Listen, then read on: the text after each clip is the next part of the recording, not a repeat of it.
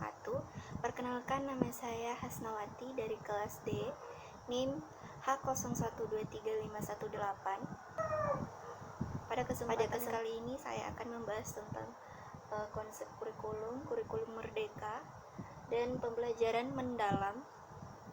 Materi ini penting karena ketiganya saling berkaitan dan menjadi dasar dalam proses pendidikan saat ini.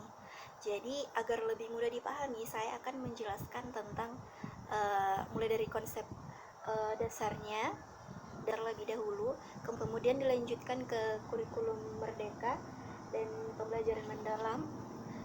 Setelah itu, yang terakhir adalah keterkaitan di antara ketiganya. Jadi pertama kita bahas tentang konsep kurikulum. Jadi konsep kurikulum adalah rencana dan pedoman dalam proses pembelajaran yang dimana di dalamnya itu mencakup tujuan, isi atau materi, metode pembelajaran serta evaluasi. Jadi kurikulum bisa kita anggap sebagai panduan utama dalam kegiatan belajar mengajar. Fungsi kurikulum ada beberapa, yaitu pertama sebagai pedoman bagi guru dalam mengajar, yang kedua sebagai arah pendidikan agar proses pembelajaran tidak berjalan tanpa tujuan, yang ketiga sebagai standar pencapaian siswa sehingga kita tahu sejauh mana keberhasilan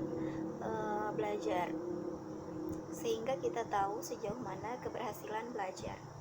Selanjutnya ada komponen kurikulum, terdiri dari tujuan pembelajaran, yaitu hasil yang ingin dicapai, dan materi atau isi, yaitu apa yang dipelajari, metode atau strategi, yaitu bagaimana cara mengajar, dan evaluasi atau penilaian, yaitu cara mengukur keberhasilan.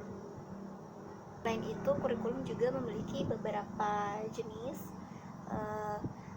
Yang pertama kurikulum formal, yaitu yang tertulis resmi, dan yang kedua kurikulum tersembunyi atau hidden kurikulum, yaitu nilai-nilai yang tidak tertulis seperti disiplin dan sikap. Yang ketiga yaitu kurikulum aktual, yaitu yang benar-benar diterapkan di kelas. Dari sini kita bisa memahami bahwa kurikulum bukan hanya teori, tetapi juga praktik nyata dalam pendidikan. Selanjutnya adalah kurikulum merdeka. Jadi kurikulum merdeka adalah kurikulum yang fleksibel dan berpusat pada siswa. Jadi kurikulum merdeka ini memiliki ciri utama, yaitu pembelajaran berbasis proyek seperti kegiatan P5, dan fokus pada kompetensi dan karakter, tidak hanya pada nilai akademik. Dan yang ketiga yaitu fleksibilitas bagi guru. Jadi fleksibilitas bagi guru itu dalam memilih metode atau materi. Selanjutnya ada tujuan kurikulum merdeka, yaitu mengembangkan potensi siswa secara maksimal. Yang kedua, menyesuaikan pembelajaran dengan perkembangan zaman.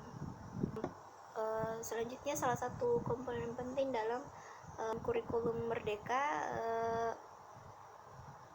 adalah profil pelajar Pancasila, yang meliputi beriman dan bertakwa kepada Tuhan Yang Maha Esa, dan berkebenekaan global, mandiri, bernalar kritis, kreatif, dan gotong royong. Jadi profil ini menjadi arah dalam membentuk karakter siswa Indonesia. Dan adapun kelebihan dari kurikulum merdeka ini adalah lebih adaptif terhadap perubahan. tidak kaku seperti kurikulum sebelumnya. Dan yang terakhir yaitu mendorong kreativitas siswa dan guru. Jadi dengan demikian kurikulum merdeka ini memberikan ruang bagi siswa untuk belajar lebih aktif dan bermakna. Selanjutnya adalah pembelajaran mendalam. Jadi pembelajaran mendalam adalah proses belajar yang menekankan pada pemahaman konsep secara mendalam, jadi tidak hanya sekedar hafalan. Dalam pendekatan ini siswa tidak hanya mengingat materi tetapi juga memahami, menganalisis, dan mampu mengaplikasikannya. Adapun karakteristik dalam pembelajaran mendalam antara lain berpikir kritis, melakukan analisis dan refleksi, dan menghubungkan antar konsep. Jadi ada juga yang dinamakan pendekatan ini meliputi problem based learning, yaitu belajar melalui pemecahan masalah. Yang kedua, inquiry learning, yaitu belajar dengan mencari atau menyelidiki. Yang ketiga, project based learning, yaitu belajar melalui proyek. Selanjutnya yaitu tujuan dari pembelajaran mendalam adalah mencapai pemahaman jangka panjang dan membantu siswa menerapkan ilmu dalam kehidupan nyata.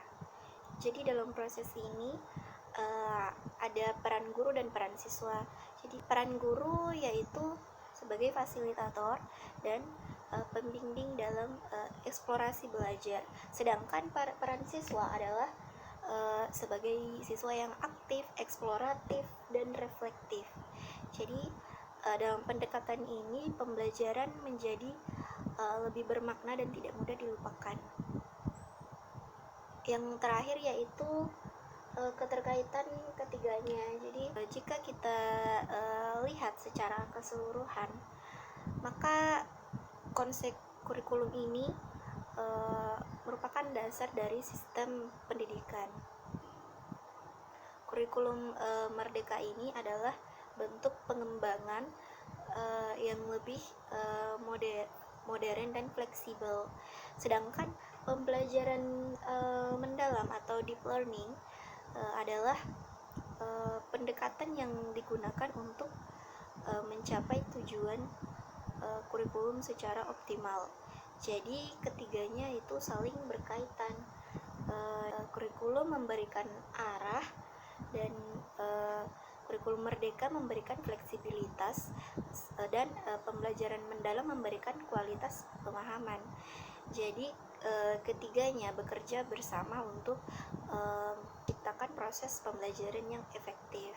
Jadi sebagai kesimpulan, kurikulum adalah fondasi pendidikan. Kurikulum merdeka membawa inovasi yang lebih fleksibel dan berpusat pada siswa. Dan pembelajaran mendalam memastikan bahwa siswa benar-benar bisa memahami materi.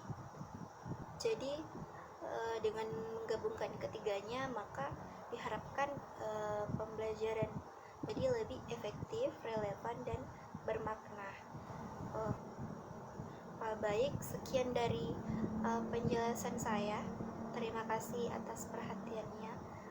Kurang lebihnya mohon dimaafkan. Wassalamualaikum warahmatullahi wabarakatuh.